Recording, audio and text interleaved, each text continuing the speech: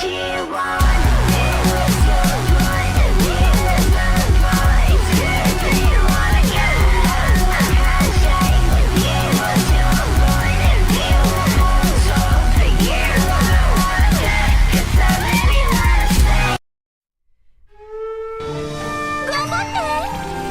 りないやつだ。よく見せてくれ。見くびらぬどうぞ。西風に乗って出発。この程度か。救い審判の結果。遊んでよ、動じないで。私の番か。カラドボルグ。自信がある。かくれんぼし答え見つけてごらん。いけー。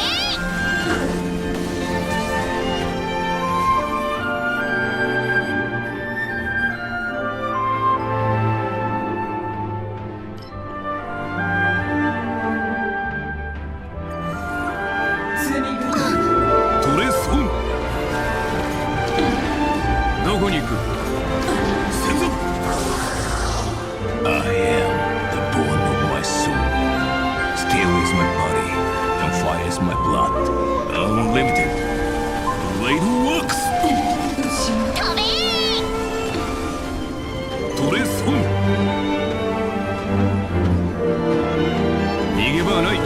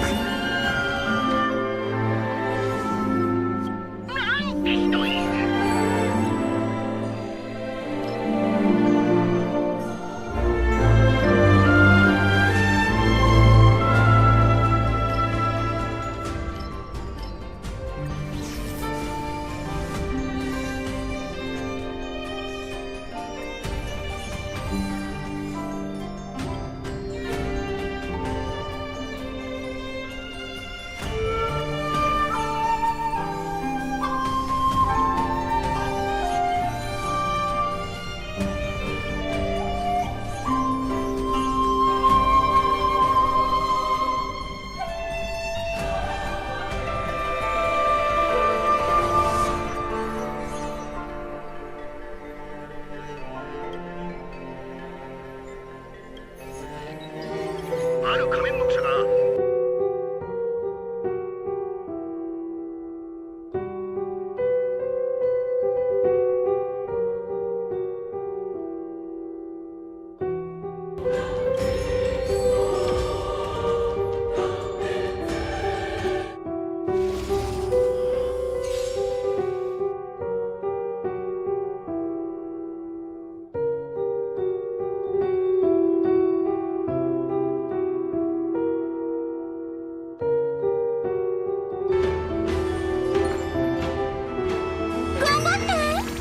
懲りないやつだ。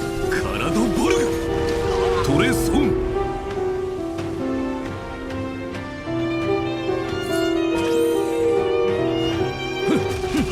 先祖。よく見てどうぞ。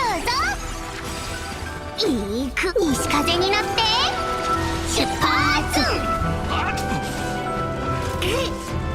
自信がある。遊んでよ、動じないで。かくれんぼし答え見つけてごらん。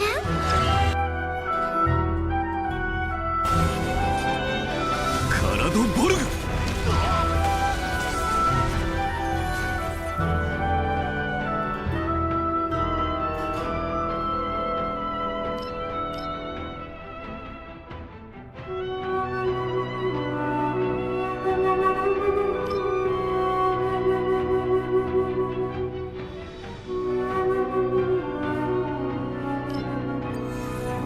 トレソン。ヒュッ。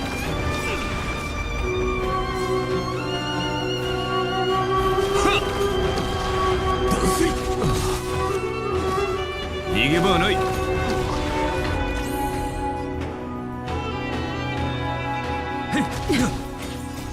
さあ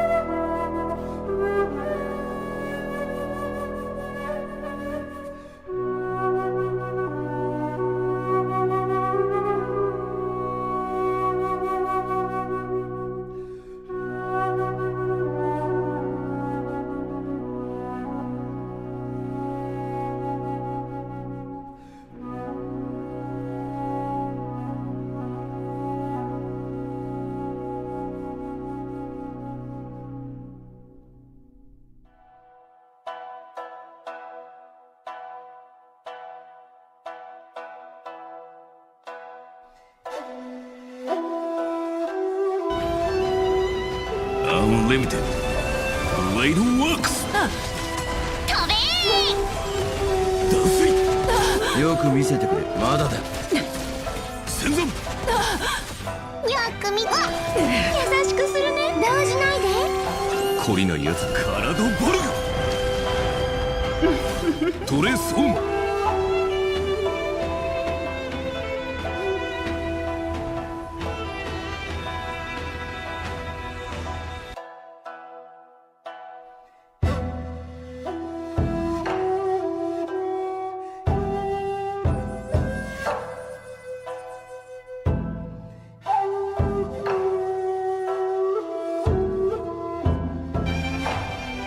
どこに行くトレスオン脱水約束された世界。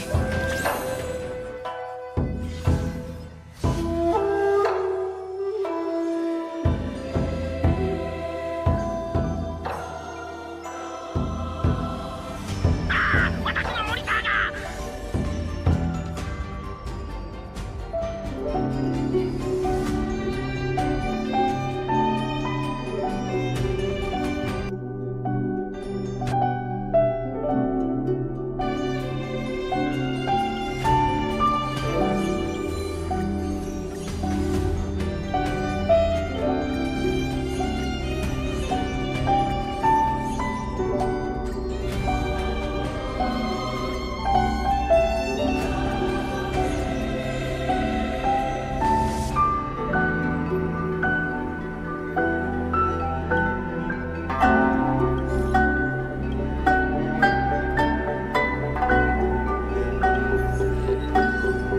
最近ピンクにでは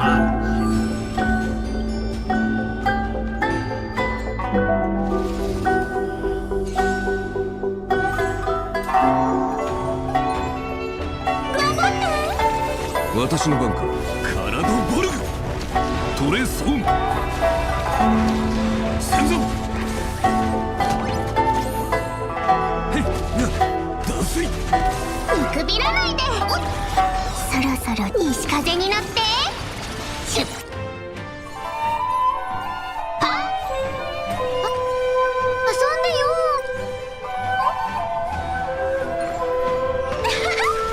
戦山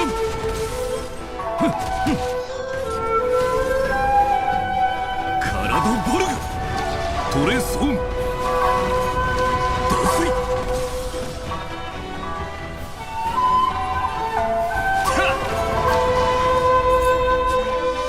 どうぞ。課長西風に乗って出発。わっ悪者め動じないで。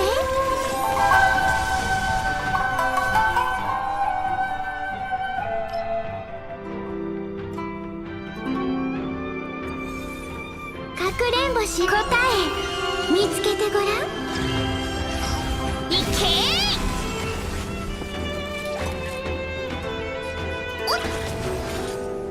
体ボルグトレスオンはっ逃げ場はない戦山はっ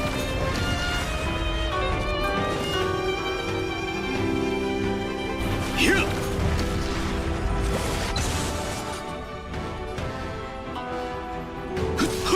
I am the born of unlimited blade works 飛べ戦山体ボルグトレスオン脱水いったそろそろ西風に乗って出発。戦山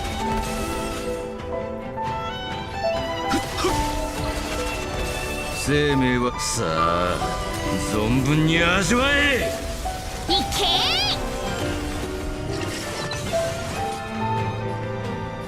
体ボルグトレスオン戦山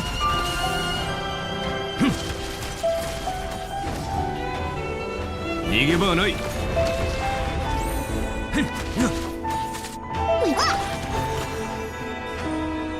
頑張っ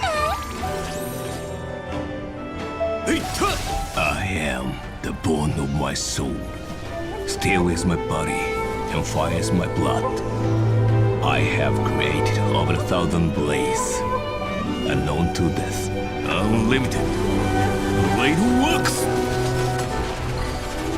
飛べー。戦前カラドボルグ断水トレソン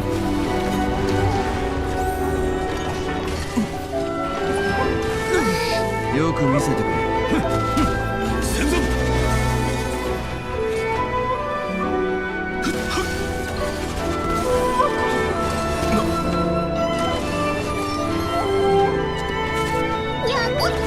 遊んでよ。動じないで。かくれんぼし答え見つけてごらん。いけー。懲りないやつカラドボルグ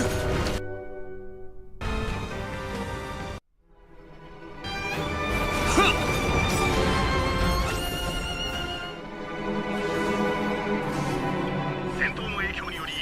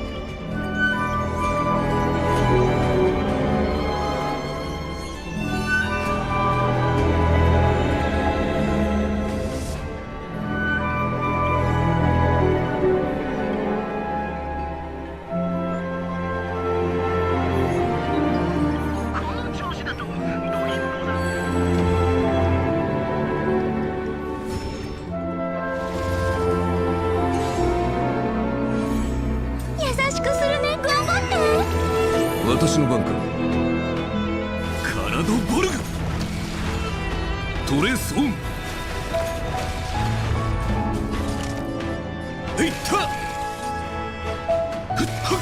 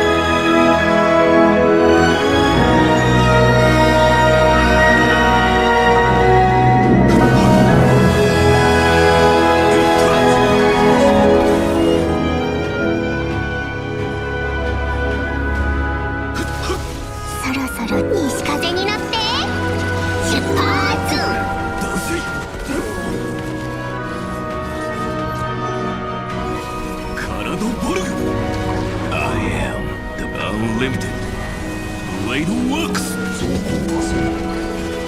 飛べー。断水ストレスオン戦前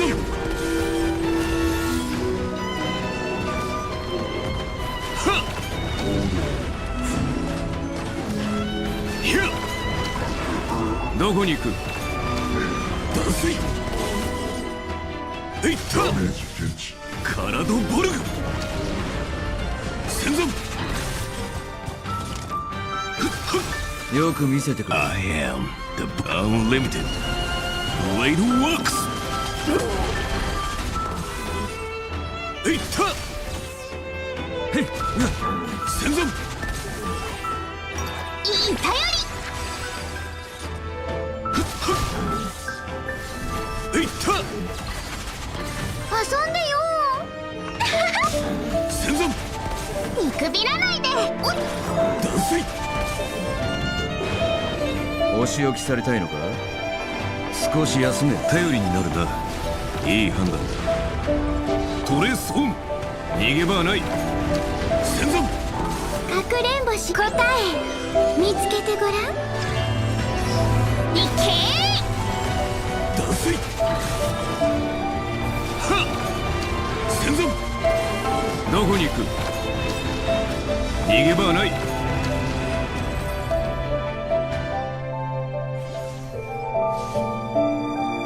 今回の戦いの爆発は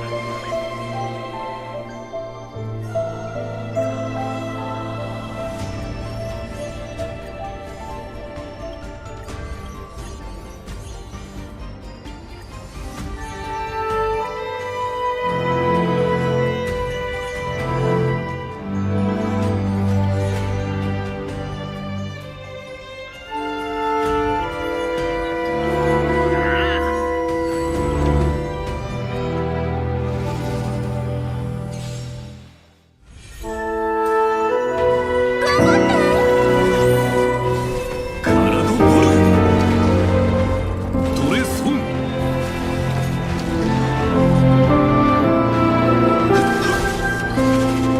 よく見せてくれ。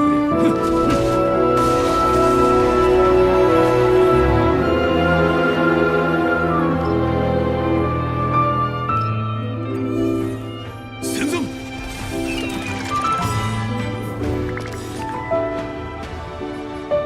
カラドボルグ。かくれんぼし答え見つけてごらん。飛べ I am unlimited blade works.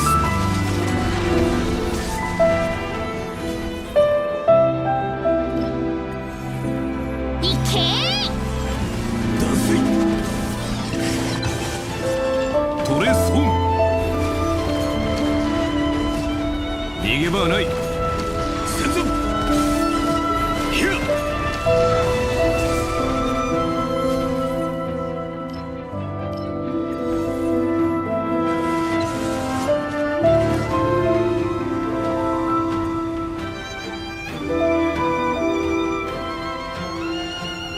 たカラドボルグ。脱水。いった。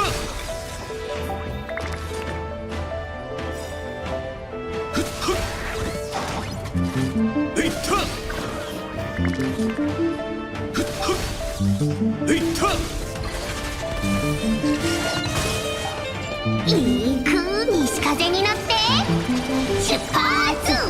脱水。カラドボルグ。戦存。I am the unlimited blade works. 飛べ生命さあ存分に味わえ。脱水。いけ戦存。トレースオン。どこに行く。脱水。逃げ場はない。たふっふっカラドボルグ。いった。どうぞ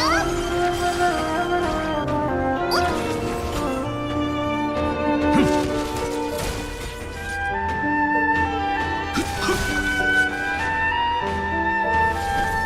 いった。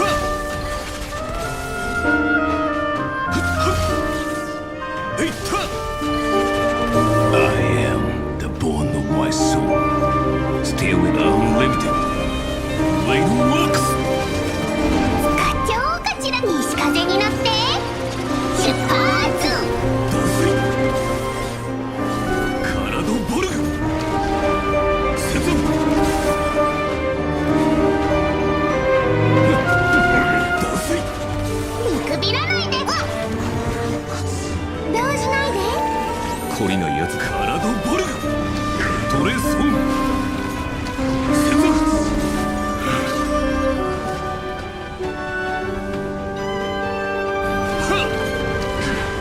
どこに行く脱水い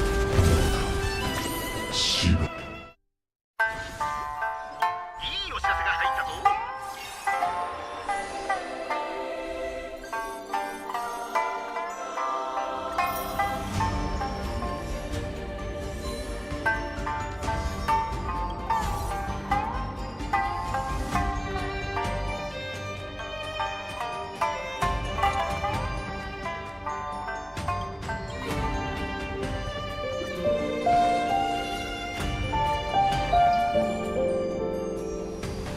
マスターの皆さん、はよ。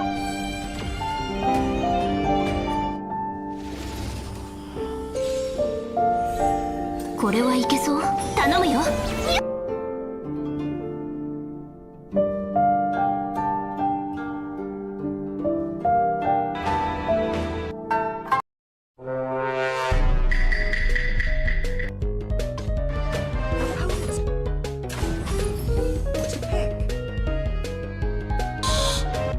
Tao lại mày, cút ra mít mà đi đúng với vai trò của mình đi. Vào danh Tết tướng Tào cũng chịu mày đấy. Cha trả lụa có chơi pháp sư đâu mà cố bích làm gì. Chưa kể con vô về mù có khống chế cứng đâu mà đi sụp bót.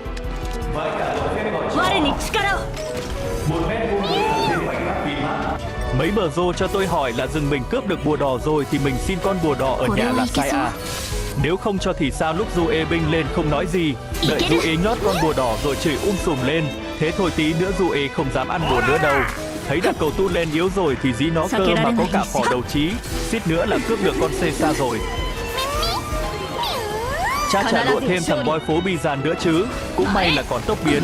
Né chiêu rồi quay lại trả đam nè. Hết chiêu rồi thì để xem bờ rô chạy được đi đâu. Hay đồ lỡ tay nhót mất con bùa xanh luôn.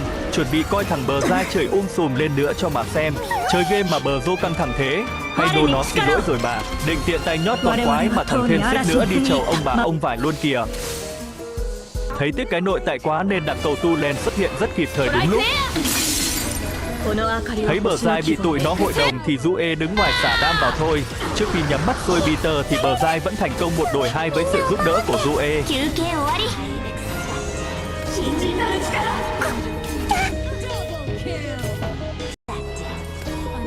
1 đội 2 với sự giúp đỡ của du ê.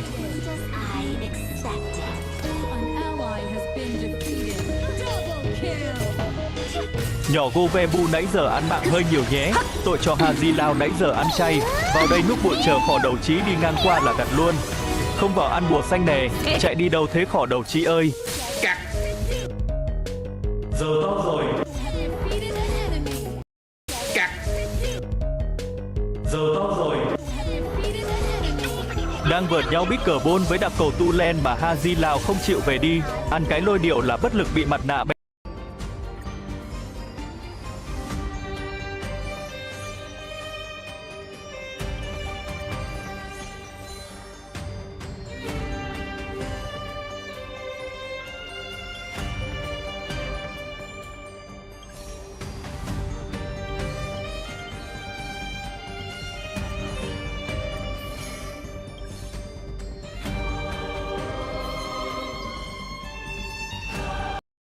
Bé bết hỏa thiêu luôn.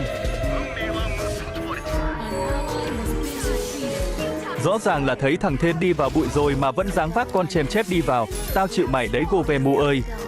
Bye bye nhé chứ ai cứu được pha này.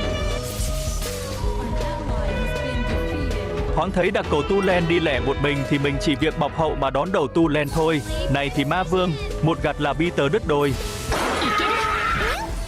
Haji Lao làm cái gì khó coi vậy. Còn nhỏ Govemu không có khống chế lại còn cầm viện binh liên hiệp thì khỏi chạy. Không thấy con khỏ đầu trí thì mình rút lui thôi. Vừa dứt lời thì nó gõ cho 3 gậy không chí mạng, bờ rô cúc ngược. Cảm ơn Haji Lao đã nhường bùa cho Due. Để bày tỏ lòng biết ơn thì tặng lại cho Haji Lao đặc cầu tu lên đó. Nhìn qua đường rồng thấy nhỏ Govemu lại đi lè, thế thì chịu rồi. Để cứu Haji Lao thì Jue đứng lại chơi luôn nhé. Cơ mà không kịp tốc biến nên pha này Jue đi thay cho Haji Lao rồi. Này thì cô Vemu đi support, này thì viện binh liên hiệp. Nhảy ra cứu nó là đi luôn cả đôi chứ ở đó mà cứu. Đang tính lấy cây giáp hồi trinh của Văn Heo nhưng thấy đặt cầu tu lên gần hơn. Ném quạt thì Trung Quốc nên để nó chạy được kìa. Thằng thế điếu rồi nên chắc đứng quanh đây cút về thôi. Check ký từng buổi nhé. Cứ nghĩ là đặt cầu tu lên cút về rồi ai ngờ còn đưa mặt ra hứng quạt. 10 điểm cho tu lên. Vô lễ.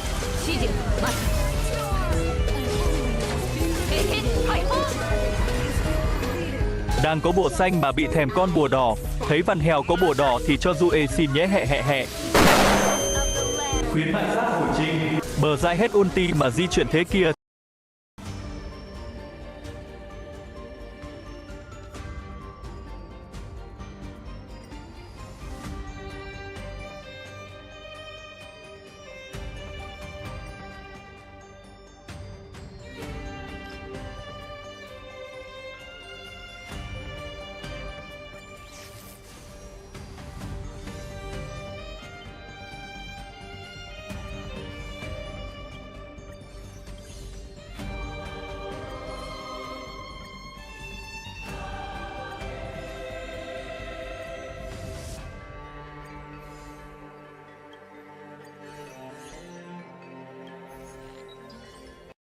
Thì cộng một vé đi bán muối.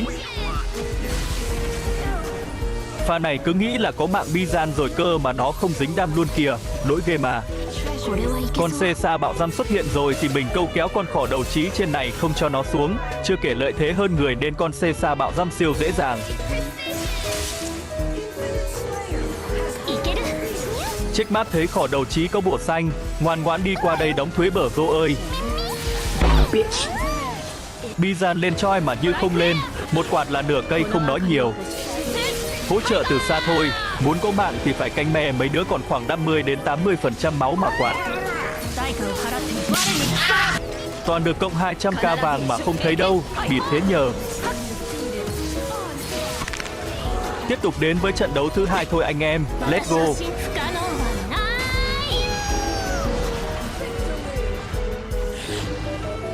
Bỏ nớt thêm cái cơ chế tính điểm mới. MVP thắng nhân đôi điểm. Kẹp thêm cái thẻ MVP nữa thì 3 sao nhẹ nhàng hẹ.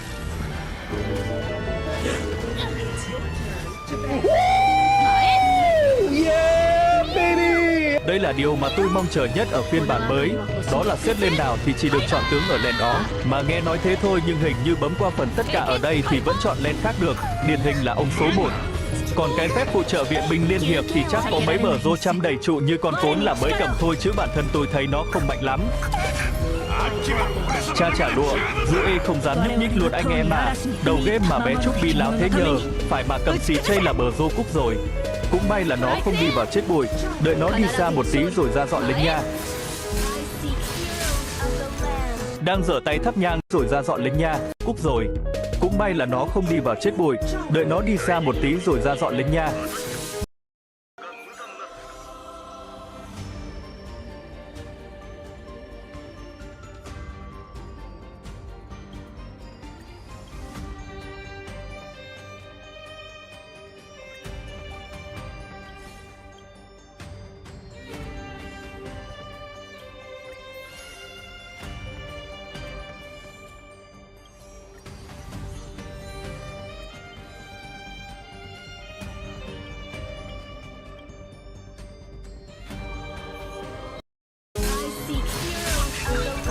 Đang giở tay thắp nhang thì phải ném nén nhang đi mà tốc biến. Nhớ mặt tao đấy. Bé Trúc Bi tự dưng tốc biến theo làm gì? Khi không lại câu được cái tốc biến, khả năng cao là thằng Haydo chưa chịu về mà còn ở lại dòm ngó Jue cho mà xem. Nó nhảy vào trụ gây sát thương lên Jue mà trụ không bắn nó kìa. Trụ tiếc là Jue không có chén cơm đầu. Thôi thì có mạng hỗ trợ đầu tiên cũng được. Méo mó có còn hơn không? Bé Trúc Bi rình cái gì? Rình ai tắm? Mất rồng rồi thì lui đi. Combat làm cái gì? Bé Trúc Bi về thì không về đi. Núp làm gì nữa? Đang đợi lính lên thì farm lính cơ mà Haydo tự giác đưa mặt ra cho Jue đựng kìa. Bờ rô 10 điểm dễ thương. Còn Jue thì Kinh nghiệm đầu game tới giờ là ông cóc hay nô này ghét tế đàn lắm, vẫn chưa chịu về đâu. Vô lễ. Sao tôi có cảm giác như Due của tôi mùa này bị thiếu đam nhiều hơn, đam cũng nhỏ hơn. Còn anh em thì sao? Comment bên dưới nêu cảm nghĩ nhé. Đang có bổ lợi từ con rồng lộn nên một đội tại là bé Trúc Bi về với đất mẹ luôn. Cha trả lụa, đang đợi lính lên mà nhỏ Amuli này di chuyển ai quy thế nhờ. Kiếp này coi như bỏ, nhớ mặt tao đấy. Mà thôi kệ đi, một đổi ba cũng ngon rồi. Vừa hồi trinh ra là bị bé Trúc Bi vắt chanh vào mắt rồi. Bờ rỗ này hài hước vãi. Thêm phở lọ Trung Quốc cụt bông nữa kìa. Một điểm về tế.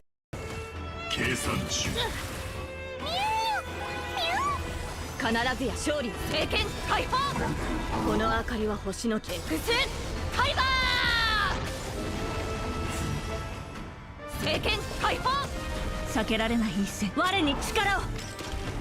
私をし不可能はない指示を待つストライクエアッキは俺様だけで十分だ。ア前。この明かりは X ファイバー。 Tế đàn quỳ gối. Mùa này chưa quen lắm nên hay quên.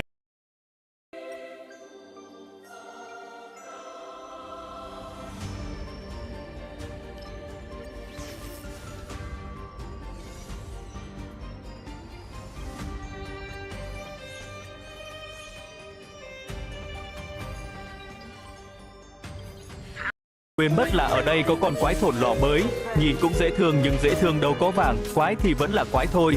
Tiết kiệm đội tại tí, lỡ đâu lại nổ ra combat lại đứng đợi hồi chiêu thì khổ. Đang vuốt mắt nhìn tình hình thì lòi đâu ra bé Trúc Bi trong bùi, lại vắt chanh vào mắt tôi rồi anh em à, lại còn đi một mình thì tôi chịu bạn luôn, bạn làm như bạn là sát thủ không bằng. Mặc dù đã có trượng bùng kèo, vương miện HKT và mặt nạ ma quái nhưng rìa nhỏ Amuli không đau bấy kìa.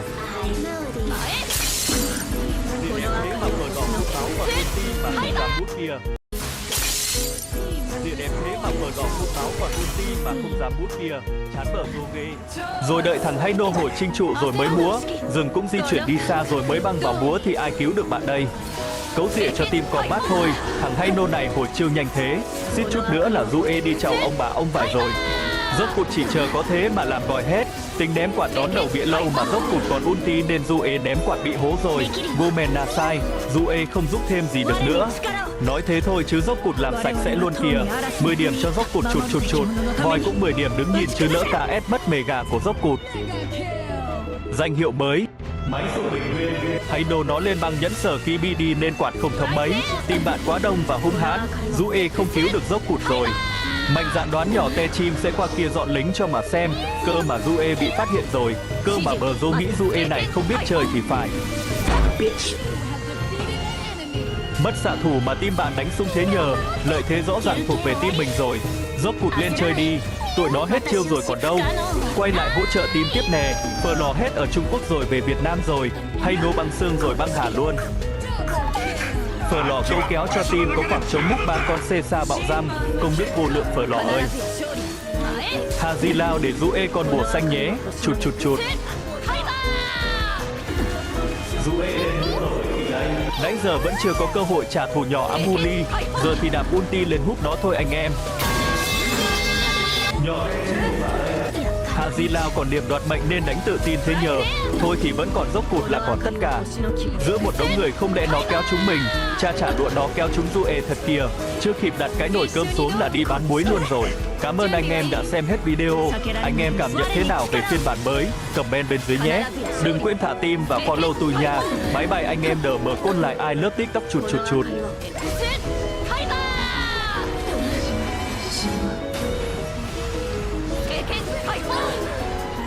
Nếu anh em có nhu cầu tìm kiếm sở kin liên quân, chỉ cần điền sở kin mong muốn vào ô tìm kiếm. Xem ngay tại phần bình luận nhé.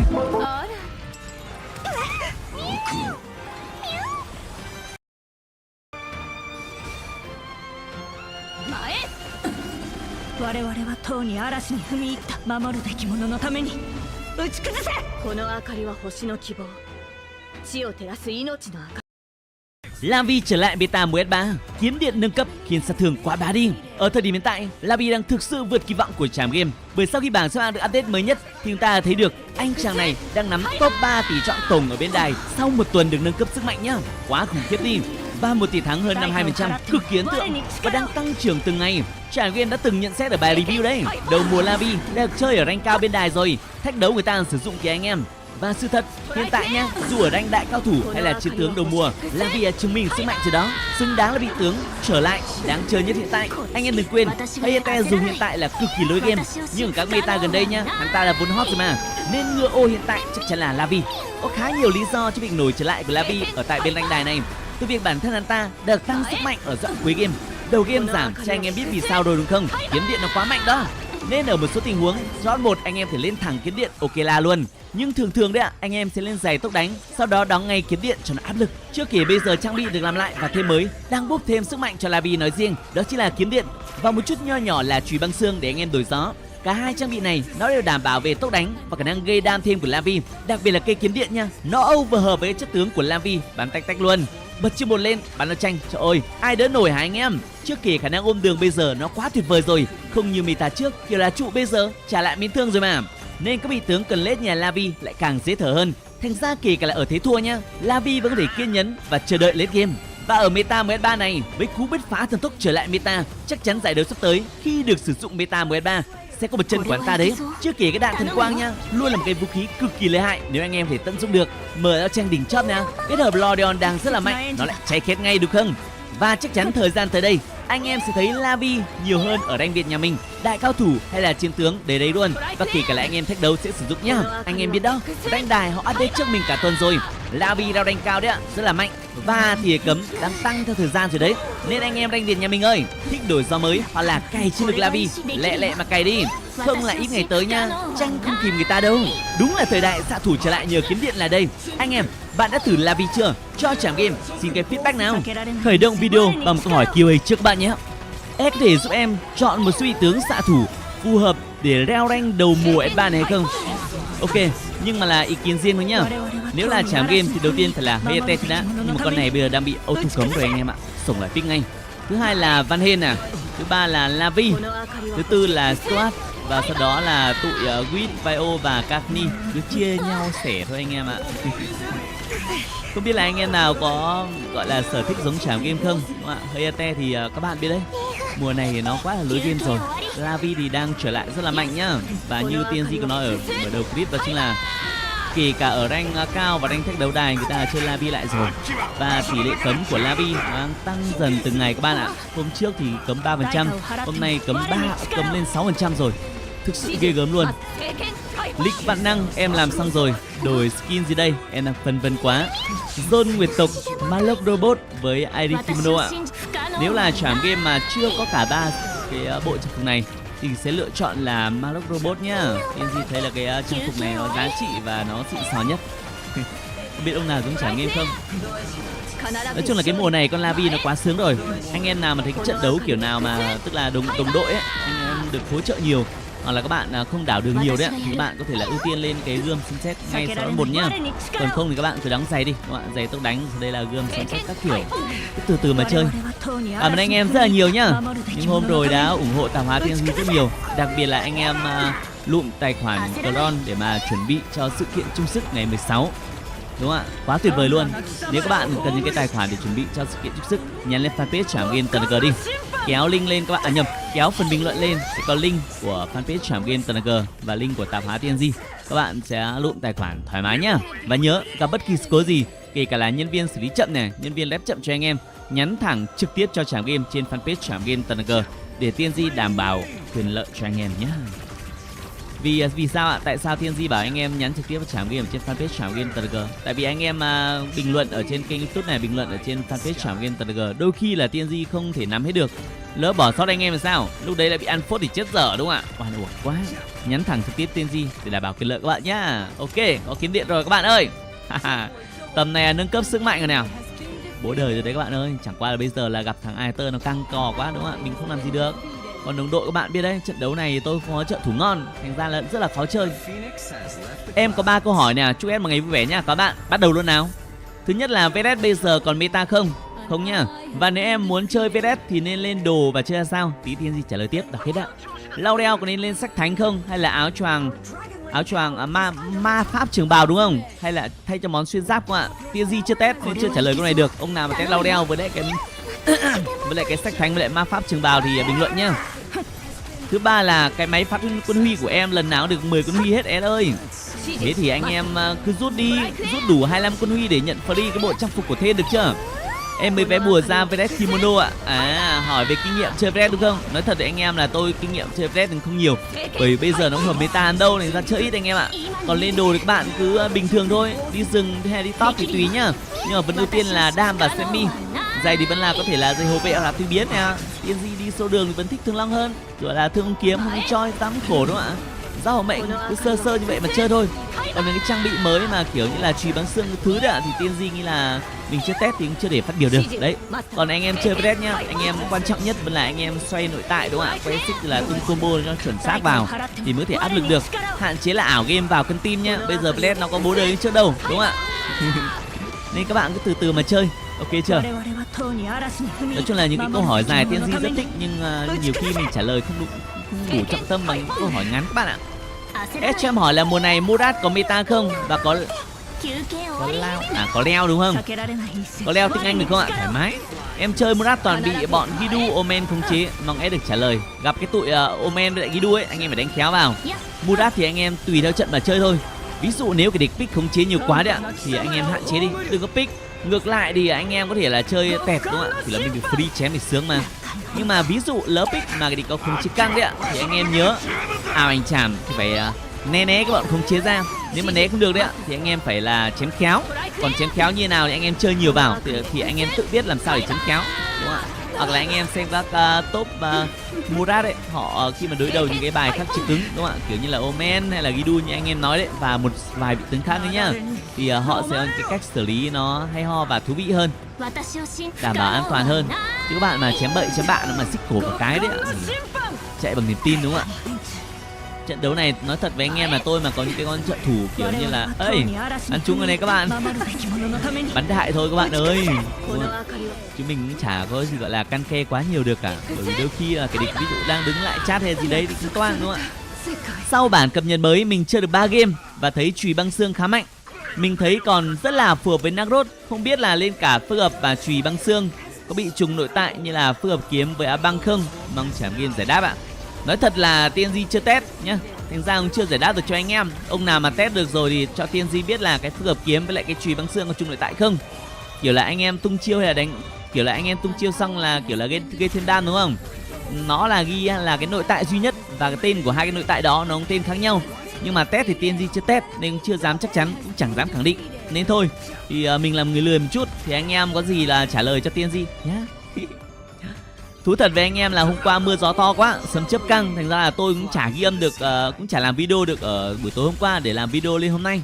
Nên sáng nay là tôi tôi dậy xong đấy là tôi làm nhiều thứ lắm đấy, linh tinh đấy. Sau đấy là tôi lại ghi âm cho anh em luôn đấy, thành ra cái giọng nó đây là cái giọng buổi sáng tôi vừa ngủ dậy đánh răng rửa mặt các kiểu xong các bạn nhá. Ăn sáng thì chưa kịp ăn nhỉ, chưa ăn sáng nha các bạn nhá, nhưng mà phải làm video cho anh em trước đã.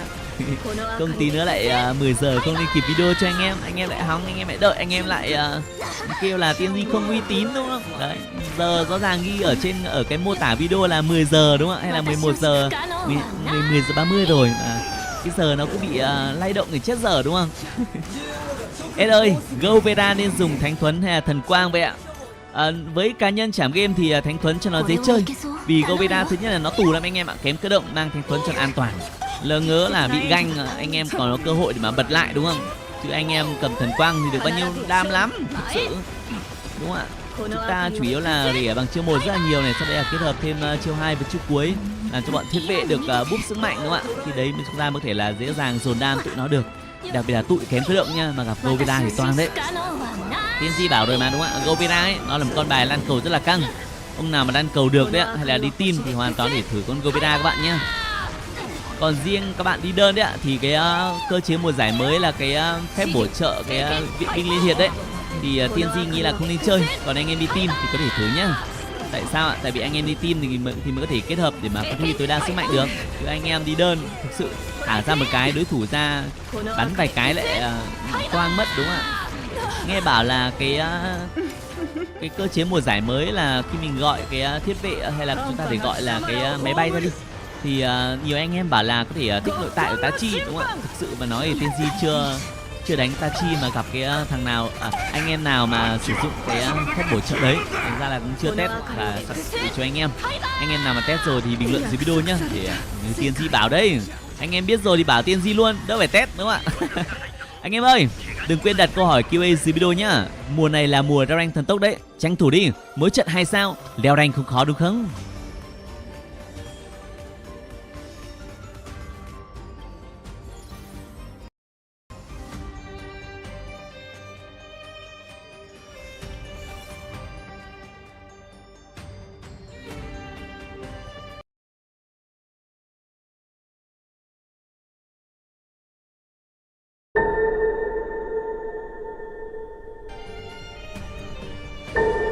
彼はリミッターが外れていた。どんなに努力を重ねても生物の成長には制限が設けられている。強力すぎる力は持ち主に負担がかかり不具合を生じさせる。あるいは品性を失った怪人のように暴走を起こすこともある。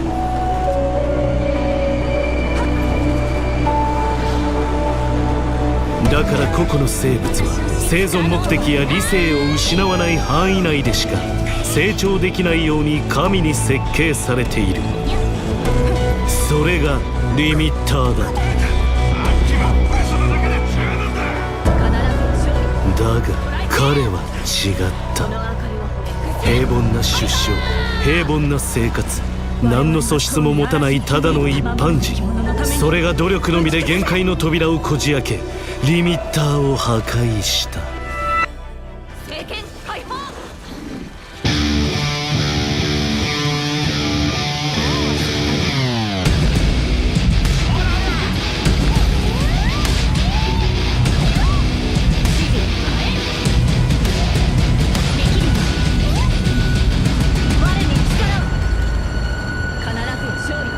最強対最強。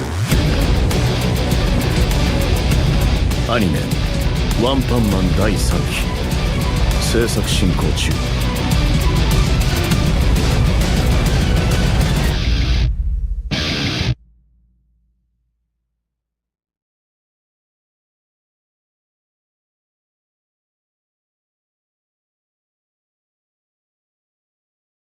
Campuchia đã muốn chơi thì Thái Lan sẽ chơi cho đến cùng.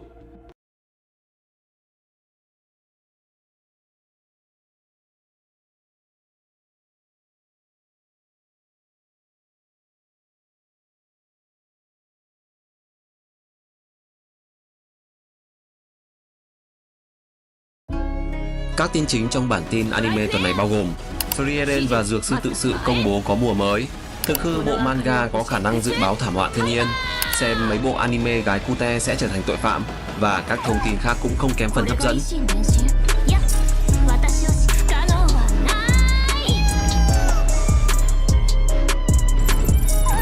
Hôm nay, Wibuta muốn giới thiệu đến các bạn một studio anime từng góp mặt trong nhiều dự án nổi bật quốc tế như One Piece, Attack on Titan, Vinland Saga. Đó chính là Collab. Nghe khá lạ có phải không nào? Studio được thành lập từ năm 2023, tọa lạc tại quận 2, thành phố Hồ Chí Minh. Collab là một studio chuyên sản xuất hoạt hình 2D với trọng tâm là phong cách anime. Bên cạnh các dự án thương mại, Collab còn đang hướng tới việc phát triển các intellectual property, hay còn gọi là sở hữu trí tuệ gốc. Tất cả những gì các bạn đang xem, từ khâu thiết kế nhân vật, xây dựng môi trường concept đến tạo storyboard và hoàn thiện các cảnh phim đều do Collab thực hiện. Mọi người có thể thấy được tài năng và tâm huyết của đội ngũ Collab cùng với các kỹ thuật chuyên sâu. Collab đã và đang thay đổi cách cả thế giới cũng như con người Việt Nam nhìn vào ngành hoạt hình nước nhà. Hãy cùng follow fanpage Collab để ủng hộ những dự án sắp tới nhé. Tuần vừa qua đã chứng kiến hàng loạt những công bố bùng nổ của những đầu anime mới. Hãy cùng điểm qua toàn bộ những cái tên này nhé. Cái tên cháy nhất tuần trước chắc chắn là trailer đầu tiên cho Garena Fai Fai. Trailer tiết lộ nhân vật chính là gái anime khá là ngon. Tuy nhiên, nhà sản xuất vẫn chưa tiết lộ hết màn Battle Royale sẽ được tái hiện ra sao. Ngoài ra, trong sự kiện Anime Expo 2025, một con game khác cũng tung ra thêm anime, đó là phần 2 của Cyberpunk Edge Runner. Phần 2 này sẽ là câu chuyện hoàn toàn mới, không có dàn nhân vật cũ. Thực ra thì dàn nhân vật cũ còn có mấy ai đâu để mà cast. Anime dài 10 tập, xoay quanh thành phố Night City, vẫn là những câu chuyện về giới tội phạm, trả thù và sự cứu rỗi. Khả năng là anime này phải sang tới năm sau nữa mới ra mắt. Một sự trở lại ngoài mong đợi nữa tới từ tựa Isekai, Get Jietai Kano. Ai cũng nghĩ series này đã bị đắp chiếu giống như No Game No Life, nhưng giờ nó đã comeback. Và cuối cùng, cả dược sư tự sự lẫn Frieren đều công bố phần tiếp theo trong sự kiện Anime Expo 2025 vừa rồi. Chủ yếu là cả hai đầu series này cũng không đề cập tới thời gian ra mắt, dễ là phải tới năm 2027. Anime Roll Over and Die đã tung ra teaser và visual đầu tiên, xác nhận sẽ lên sóng vào năm 2026. Anime được chuyển thể từ line novel thuộc thể loại Dark Fantasy và Yuri. Studio Dandelion Animation và đạo diễn Hiroshi Nishikiori, nổi tiếng với Honey Lemon Soda, đã thông báo chính thức rằng bộ anime chuyển thể từ webtoon với tựa là Elesis sẽ lên sóng vào năm 2026. Studio Project Number 9 vừa đăng tải teaser đầu tiên của Thiên sứ nhà bên mùa thứ 2, chính thức công bố thời điểm ra mắt vào tháng 4 năm 2026. Được biết, dàn nhân sự từ mùa 1 vẫn sẽ được giữ nguyên. Kadokawa đã xác nhận sự trở lại của Aya bán bên thi thoảng nói Suka Blast mùa thứ 2. Anime dự kiến sẽ lên sóng vào mùa hè năm sau. Được biết, phần thứ 2 của anime sẽ chuyển thể từ tập thứ 4 của light novel. My Dress Up Darling mùa thứ 2 đã được Crunchyroll xác nhận sẽ được phát sóng trên nền tảng này. Mùa mới hứa hẹn tiếp tục câu chuyện giữa Marin và Goyo khi cả hai tiếp tục phát triển tình cảm và niềm đam mê cosplay. Tập đầu tiên sẽ được lên sóng vào ngày 5 tháng 7 trên Crunchyroll. Light novel nổi tiếng Haibara Teenage New Game do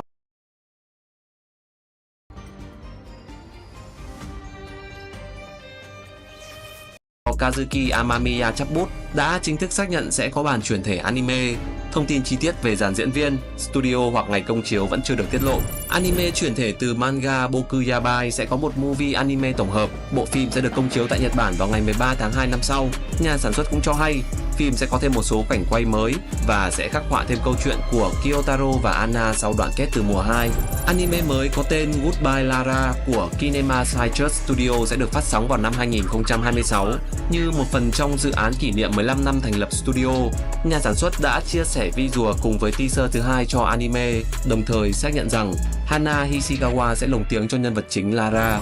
Anime chuyển sinh thành quý tộc đã ra mắt trailer và visual đầu tiên, xác nhận sẽ phát sóng trong năm 2026. Nội dung của mấy bộ này chắc không cần chúng mình phải đi quá chi tiết rồi phải không nào? Đội ngũ sản xuất cho bộ anime Sentenced to be a Hero đã thông báo rằng buổi ra mắt ban đầu của phim vào tháng 10 năm nay sẽ bị hoãn lại cho tới tháng 1 của năm sau. Quyết định này nhằm mục đích cải thiện chất lượng chung của dự án trước khi chính thức ra mắt. Toho Animation vừa tiết lộ trailer và poster chính thức cho anime với tựa Việt là Ác nữ nửa vời. Anime sẽ được sản xuất bởi Doga Kobo. Nội dung sẽ xoay quanh câu chuyện hoán đổi thân xác của một công chúa hoàng tộc bị buộc tội oan ức, bị tống vào nhà lao, nhưng sau đó cô đã dần vượt qua được nghịch cảnh bằng chính bản lĩnh của mình.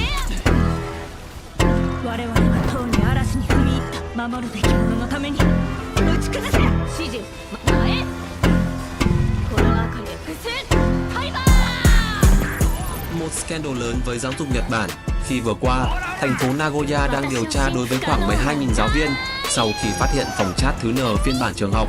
Vụ việc vỡ lở khi một tay giáo viên tiểu học bị bắt vào tháng 3 vừa rồi vì tội quấy rối nữ sinh, bảo quấy rối là nói giảm nói tránh, khi tên biến thái này đã bắn dịch lên ba lô nữ sinh trên ga tàu. Sau khi bị cảnh sát bắt giữ, nghi can khai ra là có một phòng chat bệnh hoạn, là tập hợp của nhiều giáo viên suy đồi ẩn danh, chuyên đăng các bức ảnh của nữ sinh. Phòng chat đã hoạt động được hơn một năm, có tổng cộng 10 tên đã bị cảnh sát khui ra từ phòng chat và toàn bộ 12.000 giáo viên trong vùng đều bị rà soát. Trường hợp đặc biệt nhất là Kosemura Fumiya, một giáo viên tiểu học ở tỉnh Saitama. Theo thông tin từ bạn học cũ của nghi can trên cho biết, hồi còn đi học, hắn là kiểu người hướng ngoại, thích chơi thể thao, cũng thích đọc mấy bộ manga, nhưng lại tỏ ra miệt thị những otaku thích mấy bộ gái cute. Nguyên văn kẻ tội phạm trên nêu rằng nếu cậu xem mấy bộ gái anime này, cậu sẽ trở thành tội phạm. Có vẻ như là trend khẩu nghiệp đang thịnh hành ở năm nay. Một tên tuổi lớn phía otaku cũng lao thẳng đầu vào ấm dâu. Họa sĩ Gao được biết đến là thiết kế cho hàng loạt VTuber lẫn họa sĩ chính cho nhiều đầu light novel nổi tiếng. Vừa qua đã bị cáo buộc có quan hệ với một cô gái 14 tuổi. Câu chuyện lộ ra theo lời kể của chính nạn nhân, hiện đang 17 tuổi. Trong một buổi phát trực tuyến của streamer Kore, cô cho biết Hai người đã quen nhau qua Twitter, chơi game cùng nhau, rồi gặp trực tiếp tại nhà Gao và tiến hành giao cấu. Thậm chí cô còn không biết anh này đã có vợ. Sau khi ngừng liên lạc 1 năm nhưng lại tiếp tục lò vi sóng. Trong buổi livestream, Gao cũng đã xác nhận cáo buộc này là đúng và thậm chí còn thú nhận từng có quan hệ tương tự với bé gái 14-15 tuổi cách đây 5 đến 6 năm. Gao thừa nhận mình có xu hướng lệch lạc này nhưng nói không cố ý. Vụ việc lập tức gây chấn động khiến cho hắn tuyên bố có thể rút lui khỏi sự nghiệp và gửi lời xin lỗi tới khán giả cùng các cộng sự. Phía nạn nhân vẫn đang cân nhắc khởi kiện. Bên cạnh đó, hàng loạt các dự án bị ảnh hưởng và phải gỡ tên Gao khỏi phần credit. Được biết, thanh niên này cũng khá là đông fan, không biết bỏ bùa cộng đồng bằng cách nào, mà còn có nhiều người tin rằng hắn là nữ giới và cho rằng thông tin trên là fake news. Studio A1 Picture, ông lớn đứng sau những bộ anime đình đám như Solo Leveling, mới đây đã công bố báo cáo tài chính tháng 3 năm nay, ghi nhận khoản lỗ khoảng 1,2 triệu USD. Dù có những dự án thành công cả trong nước lẫn quốc tế, đặc biệt là Solo Leveling thu hút lượng khán giả khổng lồ, lợi nhuận của công ty vẫn giảm đáng kể.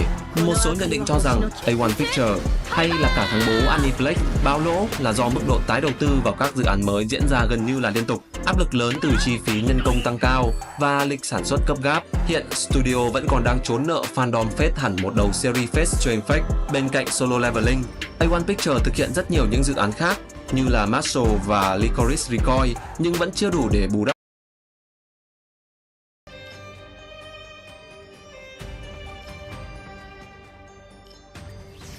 khoản lỗ. Không biết có ai đi lo cho studio này hay không, vì họ vẫn đang đứng trên đỉnh chuỗi thức ăn hơn là tình hình tài chính MCU hiện nay. Một trận động đất nhỏ xảy ra vào sáng thứ Bảy, ngày 5 tháng 7 năm 2025 tại quần đảo Takora, phía tây nam Nhật Bản, đã tạo nên một làn sóng hoài nghi khi khắp nơi trên mạng xã hội lan truyền dự đoán về một thảm họa lớn. Nguồn cơn cho việc này là do sự xuất hiện của bộ manga The Future I Saw của tác giả Ryo Tatsuki, vốn nổi tiếng với những dự đoán trùng khớp trận động đất sóng thần Tohoku năm 2011. Trong ấn bản tái bản năm 2021, lời cảnh báo về thảm họa thực sự vào tháng 7 năm 2025 đã đánh động dư luận. Nhiều người tin rằng ngày 5 tháng 7 sẽ là ngày định mệnh. Cơ quan khí tượng Nhật Bản đã lên tiếng rằng trận động đất lần này hoàn toàn không liên quan tới bất cứ một dự đoán nào từ bộ manga. Tóm lại, trận động đất vừa rồi là hiện tượng tự nhiên ở Nhật Bản, vùng vốn chịu nhiều ảnh hưởng do nằm trên vành đai lửa Thái Bình Dương. Bất cứ sự trùng hợp nào với ngày được nêu trong manga hiện vẫn là ngẫu nhiên và thiếu căn cứ khoa học.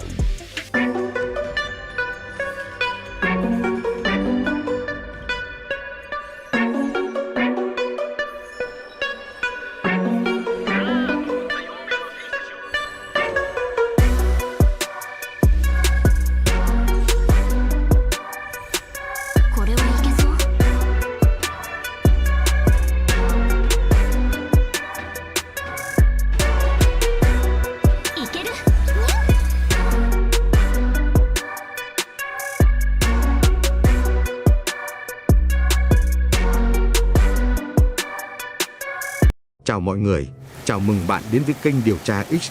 Vào một đêm mưa tầm tã,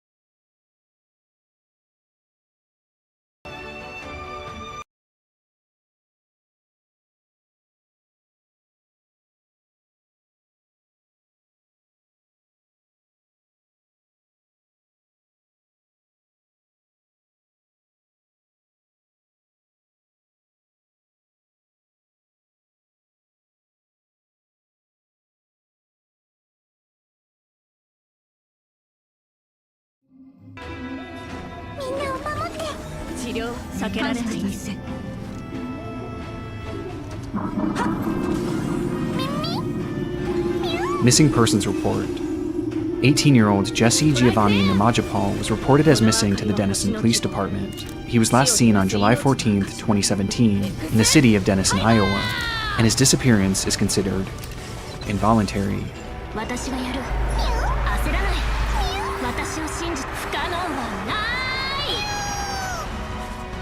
This report was created on New Year's Day 2020 on the website NAMUS, a platform designed to help resolve missing, unidentified, and unclaimed persons cases nationwide, with the hope being that someone out there, anyone, might know what happened to this man. It wasn't the first mention of Jesse's case in the online world. Despite being an incredibly obscure mystery, several sources had brought attention to his disappearance in the past, one of which being the official state website of Iowa. Though each had gone without resolution, and they all shared a distinct similarity, they were almost entirely void of context. There was essentially no information about who Jesse was and what led up to his disappearance, aside from the mere mention that it was believed to have been involuntary, meaning law enforcement assumes he was kidnapped or perhaps even killed. It's a missing persons case that admittedly comes across as hardly noteworthy, as the lack of information leaves us with seemingly no story to tell. But this is only on the surface. As years after this report was made, a Redditor began to peel back the layers of Jesse's case, which eventually led them to his various social media accounts, and in turn, a slew of depraved and unexplainable content that morphed this case from a seemingly standard disappearance into one of the strangest internet mysteries in recent memory. This is the disturbing story of Jesse Namajapal, and the internet rabbit hole he left behind.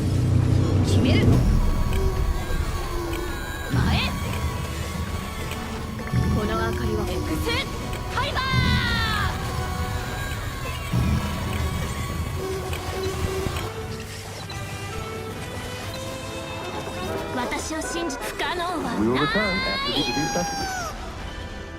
There's always that one user, the one who shares an intriguing mystery only to disappear mid-thread, leaving you with countless unanswered questions, which makes it feel like you can now never solve this mystery. Weirdly, I used to feel that way about healthcare, like I was just guessing my way through the system. No idea who to call, no idea what doctor I needed, or if they'd even take my insurance. It really felt like I was navigating a mystery with no hope of resolution. This was most apparent when I aged out of pediatric care. I had no idea what to do, and I actually ended up going without a primary doctor for years. Not because I didn't want one, but because I didn't know where to start. The whole process just felt confusing and intimidating. That's why discovering today's sponsor, ZocDoc, was such a game changer. It took away all the confusion and made finding the right doctor. Although Jesse Namajapal's disappearance garnered very little public attention, there were a select few who wanted to know more, as despite there being a glaring lack of context within these reports, there were several things that stood out as unusual. Within the nicknames and known aliases section, there were 3 names listed: Juan Carlos Samay Namaja, Daryl Jamal Brown, and Reynaldo Alterio Colon, which was a surprisingly high number of aliases for someone just 18 years old. And on the topic of his age, something about this felt off.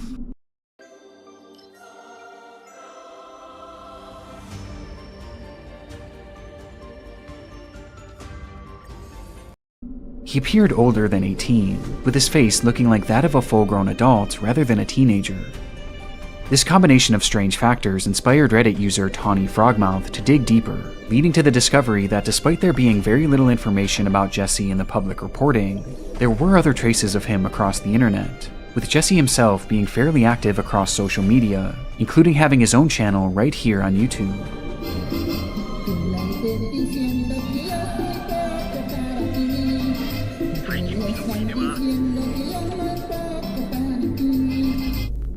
The account was simply named Jesse Namajapal and showed the 18-year-old performing various songs and dances in his native language of Spanish.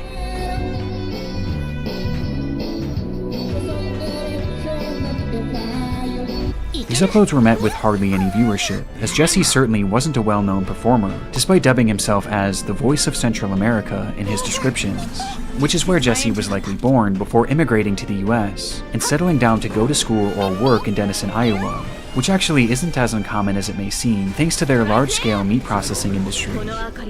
And while posting videos of yourself singing and dancing is nothing out of the ordinary for a teenager, there were some peculiar details that stood out when looking through Jesse's content, with the first being his appearance. Much like his missing persons photo, he doesn't really look like a teenager, as on the rare occasion where he shows his full face, you can tell he looks quite old for his age. Though it's difficult to say for sure, the quality of these videos is extremely poor, and he's almost always wearing large, brightly colored sunglasses that cover much of his face. But these sunglasses and the outfits he wore only drew more skepticism, as despite looking older, he dresses in a way that almost makes it seem like he's trying to appear younger, like this is what an older person might think a teen would wear. But we'll come back to this later. as this was far from the strangest detail found on the channel. It's easy to overlook at first.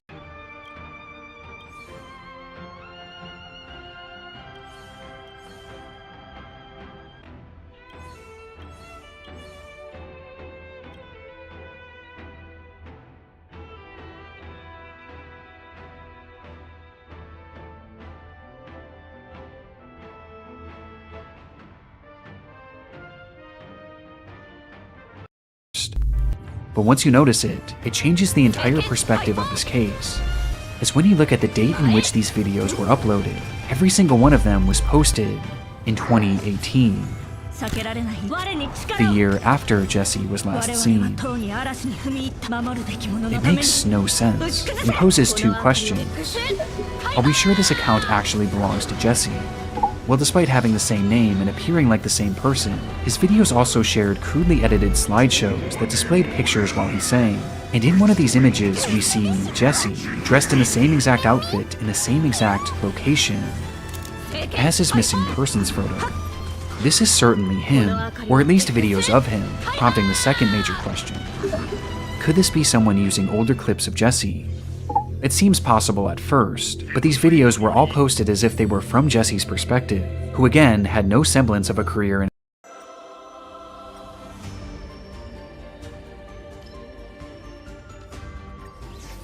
entertainment. And it's not like they were being shared to help promote search efforts for him, as there's not a single mention of him being missing throughout any of the uploads. And the further we go down this rabbit hole, the more unlikely this whole train of thought becomes, which you'll soon start to realize, leaving us with one bizarre truth, that Jesse was the one posting these videos, and he was doing so while being a missing man, who is presumed to have been kidnapped or killed. In fact, even to this day, his listing remains active, yet here he is dancing and singing like nothing ever happened. It's clear that cracks were beginning to form, and nothing about this case was what it seemed. And this wasn't even the final discovery to come from Jesse's YouTube channel, with the next taking us down a new and far more unsettling path. As mentioned previously, Jesse would often include slideshows edited over his songs, with these photographs sometimes depicting himself, but more often than not, they actually showed other people, and specifically, other young boys.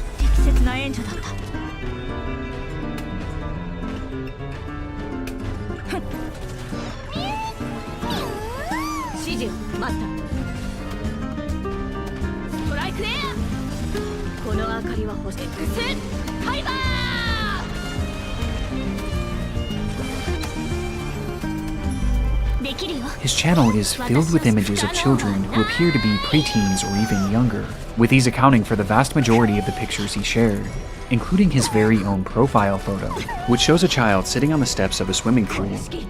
Strangely, none of these children look anything like Jesse, and they clearly aren't him at a younger age. And also, he's not featured in any of them, with it appearing highly unlikely that these are his own children. Instead, they appear to have been taken from various children's social media pages, while some seem to be more candid, perhaps even being taken by Jesse himself, who included them in these videos for unknown reasons, almost as if he was infatuated by them. And the further you follow his online trail, the more unsettling this all becomes.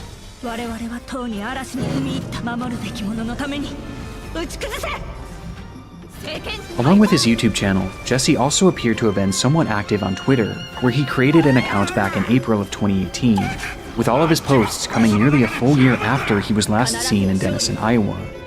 Here, Jesse shares another video of him singing, along with a selfie which gives us a better look at his face, a face that again seems to show an adult. And interestingly, on this account, Jesse does admit that his age isn't actually 18, though this admission only makes things more unusual. I am a boy model and dancer-singer. I am 13 years old. This was written in his bio, and taken even further in an image he shared which depicted a young boy, with Jesse writing, "My new photo, I am handsome." For whatever reason, after his disappearance, Jesse was online pretending to be a child. And digging a bit deeper, this strange behavior was nothing new. As mentioned earlier, Jesse was a man with many aliases, with 3 being included in his missing persons report. But this was only the tip of the iceberg, as online he went by a slew of different names, which would be later uncovered as in virtually all of them, he included his last name, Namajapal. It turns out this name is incredibly uncommon, as when searched online, most of the results lead to pages connected to Jesse, which operated before his disappearance, with one of the most common first names he used being Adexi. Shortly before the time he went missing, Jesse started an account on LinkedIn under that same alias, which included the same last name and middle name as those initial reports. And on that page, he wrote under his job title, "I am a child, my parents support me." While in the education section, he claimed to be a 4th grader, studying at an elementary school. And on this account, he featured just one post, which again showed a random child that he again claimed to be. This behavior is prevalent all throughout Jesse's online trail, as account after account shows evidence of him posing as a child, either by outright stating to be, or by using children in his profile pictures, as well as throughout his videos. It's not hard to see why this is shaping into a massive red flag, but it all leads to perhaps the most important question of all. Why? Well, though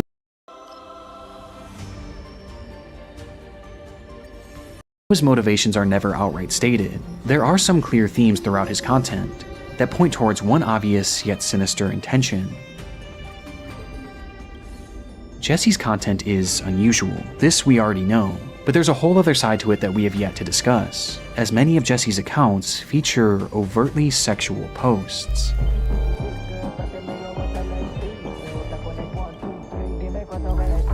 These will often come in the form of strange videos and images showing Jesse doing erotic dances and poses, including very intentionally showing off his groin area, as well as his own nude images with his hand covering his genitals. His content is straight up pornographic in nature, which is highly disturbing as it's often placed aside images of children, and on accounts where Jesse is claiming to be a child. It's all a recipe for disaster, and is extremely reminiscent to other cases we've covered in the past involving internet predators. And we haven't even got to Jesse's most damning account of all. Back in 2017, Jesse operated yet another YouTube channel under his Adexi alias, and its profile image is enough to indicate just how disturbed this page would be, as it shows a boy wearing only a small swimsuit and nothing else, which is a reoccurring theme on this page, as Jesse again shows images of little boys, only this time most of them are shirtless, with many dressed only in a swimsuit or their underwear, and in overtly sexual positions. Along with this, Jesse has images of himself mixed in, where he appears to be completely naked, dressed only in his boyish sunglasses. Now on his Jesse Namajapal channel, I mentioned that he almost appeared to be trying to look younger, and when I was sifting through these videos, I realized that he dressed extremely similarly to many of the children he shows in his photos, like he's trying to copy their look, and pass himself off as one of these kids, despite him obviously being much older. But he takes this even further, as his images are edited to remove any wrinkles or blemishes from his face to give him a more youthful appearance. And he didn't stop there, as he would also show off pictures of various toys, wear shirts made for little kids, and even wore his own backpack. He also has some images that he printed out himself and propped up next to stuffed animals, Legos, and various other children's toys, which for some reason is just so particularly haunting to me. It indicates a clear interest or obsession with these children. Bizarre doesn't even begin to describe it. And missing persons case aside, Jesse Namajapal was pretending to be a child online, and he had been doing it for years. And given that his content is blatantly sexual, it's clear that this is all some sort of fetish. A fetish that involves children, as not only does he share these suggestive images of kids, along with nude photos of himself, but he's also added various edits to some of the photographs that show off his obvious lust for these kids.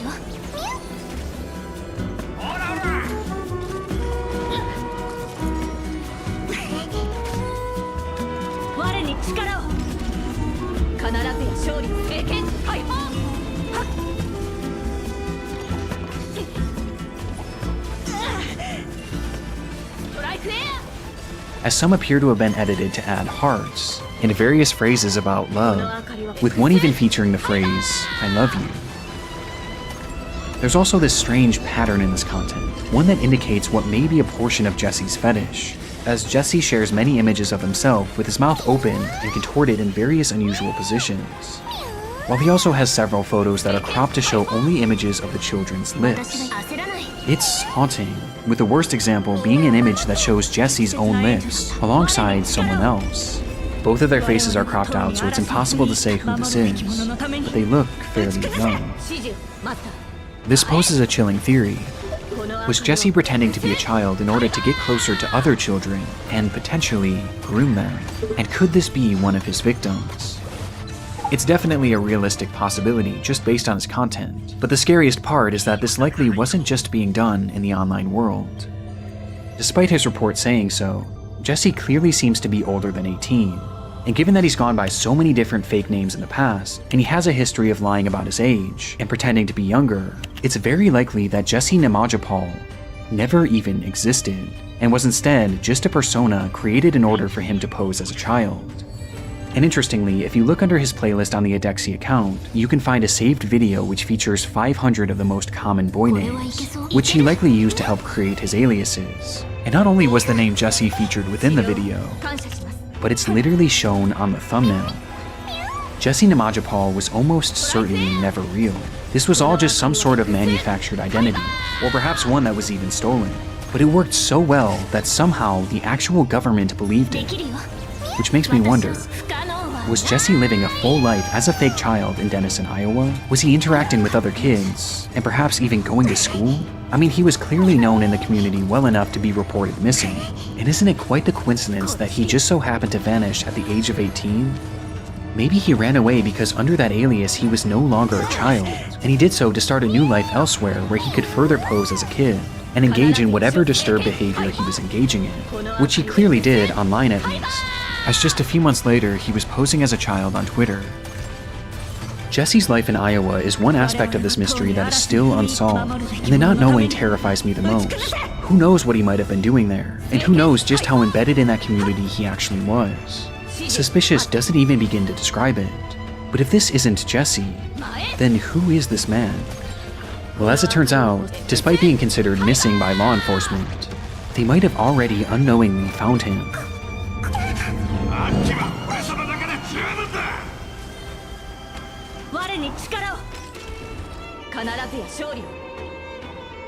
On June 12, 2018, police would enter a home in Round Rock, Texas, where inside they would find and arrest its owner,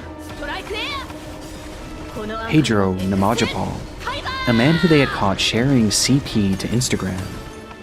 It was the same unique last name and that same adult face, with Pedro even being part of Jesse's aliases in the past, and all of Jesse's aforementioned accounts just so happened to go quiet right before his arrest, meaning in all likelihood, 18-year-old Jesse Namajapal was actually Pedro Namajapal, a 38-year-old man. And all the while he was missing and posting these disturbed videos, he was also collecting and trading CP behind the scenes, and his operation was massive. When police searched Pedro's home, they would find devices containing 604 images of CP, as well as 37 videos, most of which showing boys between the ages of 6 to 10 years old. The same exact demographic as the children pictured on Jesse's channel, which brings up an unsettling theory about the true purpose of the content he posted. Perhaps Jesse, or Pedro, which we'll now be referring to him as, was showing these images in his videos as a way of promoting the CP he collected, to essentially advertise the content he had without raising too much suspicion, with it being possible that the boys pictured in his videos were the same ones that he had illicit material of, and maybe the positions he showed himself in were indicators of what might have been shown in that material. And when someone wanted to obtain the media, the trades would then be funneled through his Instagram, where he would eventually be caught, as he shared many screenshots from that very same Instagram account within his videos, which clearly displayed his username. It's also possible that Jesse himself was pretending to be a child on these accounts in order to obtain this media directly from other children. It's a horrific possibility, but one that hasn't fully been proven, as to this day we don't have a definitive answer on why he was making these videos, and why he was posing as a minor online, but I think it's fair to say that it was likely to more easily obtain CP, and to trick kids into sending it, as well as to collect and share it with other predators. And it brings me back to the question, what was Pedro doing in Iowa? How close did he actually get to the children there? But again, it's something that we just don't know.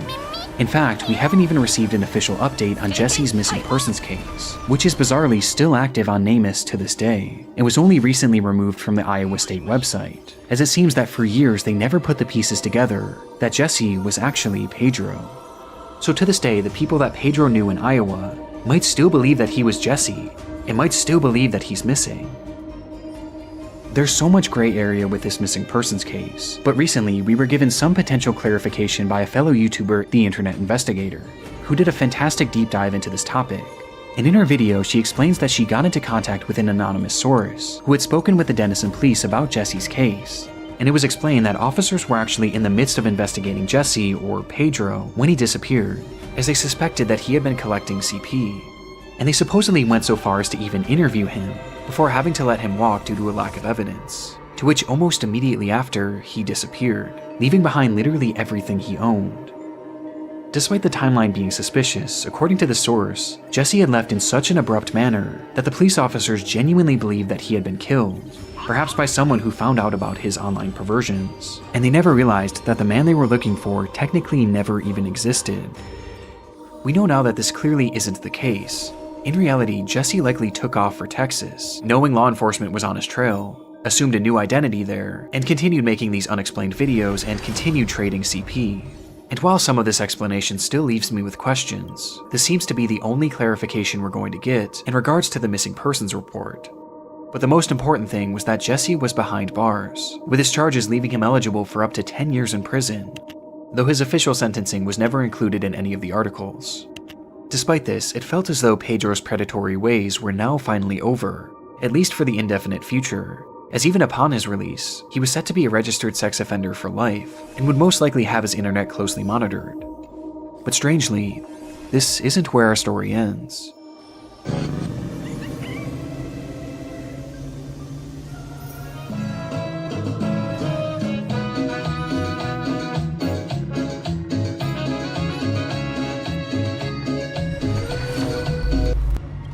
The clips began appearing on a YouTube channel called Puxito Chingon, and showed what was clearly Pedro dancing and singing as if nothing had ever happened.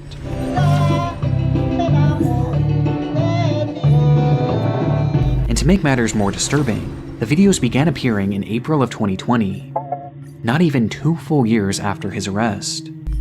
I couldn't even believe it at first, and immediately I assumed that this was just someone reusing his old content. But when I dug a bit deeper into his sentencing, I realized that the timeline sadly checks out.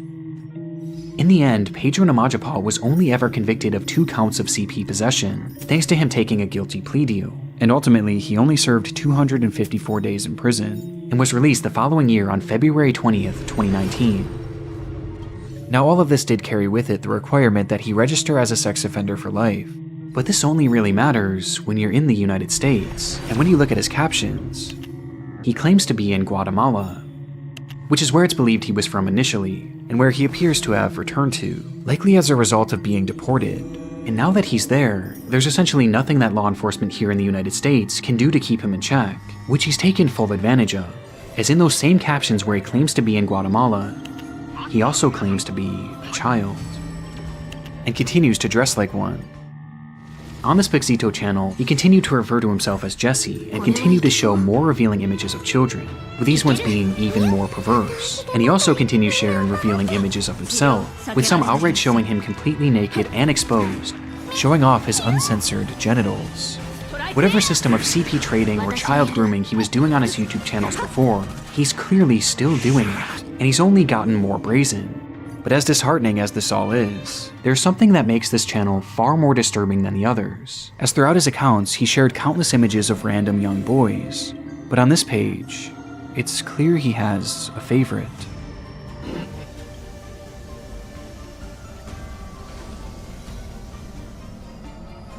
His name is Abel, and he appears to be a normal child around the age of 8 to 12. And throughout the Puxito channel, Pedro shares his images more so than seemingly anyone else. But if you compare Abel to all of the other kids featured on his channels, Abel is the only one in which Pedro actually clarifies their connection, as according to Pedro, he and Abel are in a relationship. Jesse Namaja and Abel, united forever in a relationship. This sentence is spelled out over and over again in one of Pedro's videos, while in the background, numerous images of the child are shown, including many in which Pedro has photoshopped their faces together with more hearts and loving messages, with one even showing both of them together, shirtless. This to me confirms my worst fears about Pedro's online activity. Grooming is definitely a part of it, In fact, he even shares a screenshot from an Instagram account that he created after his arrest, which shows a story of his face along with text saying, Jesse Namaja, I am 16 years old. Putting the pieces together, it seems that Jesse used this Instagram account to lie about his age and get into contact with this child, to which, according to his own words, the two then formed a quote-unquote relationship. It's a horrifying revelation, and one that I tried to explore further by looking into who this child actually was, but I found absolutely nothing. The name Abel is almost certainly an alias given to him by Pedro, as I could find no trace of this child anywhere online, with one exception, as when I searched his name here on YouTube, I made a highly disturbing discovery. On a channel simply named Alberto, there are multiple playlists titled Abel's full name, or at least the one that Pedro gave him, and in them, there are hundreds of videos of Abel. These uploads almost always show Abel dancing, often in an extremely sexually charged manner, with these uploads featuring disturbing titles like, I like you so much, and what would you do if I told you my fantasies about you? As well as captions like, check this out if what you want is tension. And of these videos, the worst examples have been put into their own separate playlist, which is titled, For Fans of the Sensual. I can't necessarily prove it, but I'm convinced that this is the work of Pedro, and that this is all the result of his grooming, based on his blatant obsession and the use of this child's apparent alias. And it's very possible that these videos aren't just a result of his grooming, but this could very well be a glimpse into Pedro's CP trade. I mean, the way that the clips are sectioned off into that playlist, and the way that the captions are worded, it really sounds like he's promoting this, and promoting this as illicit material. And it's obvious that there was an outside interest, as these playlists have a combined 10,000 views.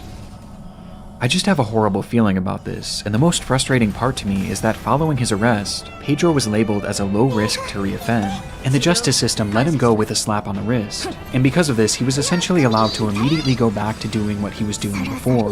And it's very possible that even to this day, Pedro is continuing this behavior. However, it's hard to say for sure, as immediately after posting this video in which he announced he and Abel's relationship, Pedro would once again disappear. Since then, there has been essentially no trace of him on the internet, with all of his accounts going silent, and no new ones being discovered. Which isn't too surprising, as while he was posting these videos on the Puxito channel, his story began gaining traction, thanks to the aforementioned Reddit post, as well as others made on Facebook. People were starting to catch on to what he was doing, and in turn, he went completely dark. Some believe that he's hiding out in Guatemala living off the grid, while others believe that he's still making these videos and grooming children, and he's just gotten better at covering his tracks. I've even heard it theorized that Pedro might actually be dead, as his trail truly is that cold, though I was able to find one final trace of Pedro that contradicts this to some extent. According to court documents, Pedro had actually been arrested yet again around 2023, as despite being deported years prior, it appears as though he had somehow managed to re-enter the country before being subsequently caught, arrested, and sentenced for illegal re-entry following removal. However, these charges appear to have been dropped after a legal appeal made by Pedro and his lawyer. And what happened to Pedro from here is a complete mystery, taking us right back to the question that started it all. Where is this man? And given his knack for disappearing without a trace, and his ability to don new aliases without detection, the truth is that he could be anywhere right now, hiding among us. And I have no doubt that wherever he goes, his online perversions will follow.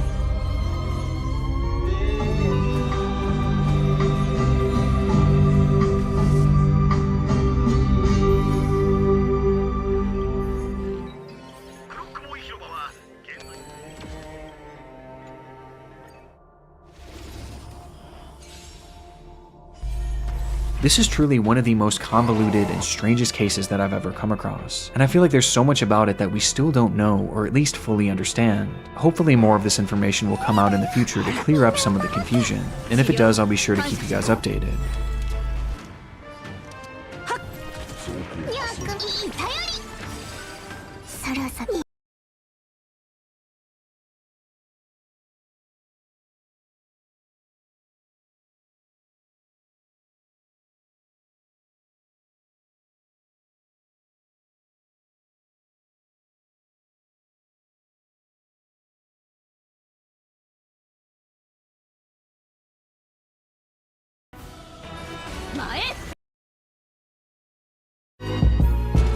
A little over a year ago, I made my first ever movement, like one-arm lat pull-ins or cable pullovers, is helpful to engage a mind-muscle connection and get blood flowing to the appropriate muscles. And this has been supported by a growing body of research, including a 2009 study in which Snyder and Leach showed that specific coaching cues, such as palpation of the lats and thinking about engaging the lats, was able to increase their EMG activation during a lat pull-down. Here, my favorite cues are to think about pulling in a straight line that would split the body into a front and a back half, to laterally crunch into the direction of the pull, and similar to in the study, palpate the lat muscle and feel the contraction as it happens. For the cable pullover, I like to lean slightly forward, drive my elbows down, not back, and tuck my elbows in tight to my sides. These are intended to be light sets, not taken to failure, with a focus on slow and controlled reps with mindful contractions. After 2 to 3 sets of pre-activation, it's time to get into the training proper. Now, to make this more applicable, in coaching circles, generally back movements are split into 2 categories: vertical pulls and horizontal pulls. We'll cover vertical pulls first. And our main 2 options here are the pull-up and the lat pull down. And while a lot of people put the pull up on a pedestal, a 2013 study from Doma and colleagues showed no difference in lat activation between the pull up and pull down with equal relative loading. One notable difference was that the biceps were more active in the pull up, implying that if you're trying to get some indirect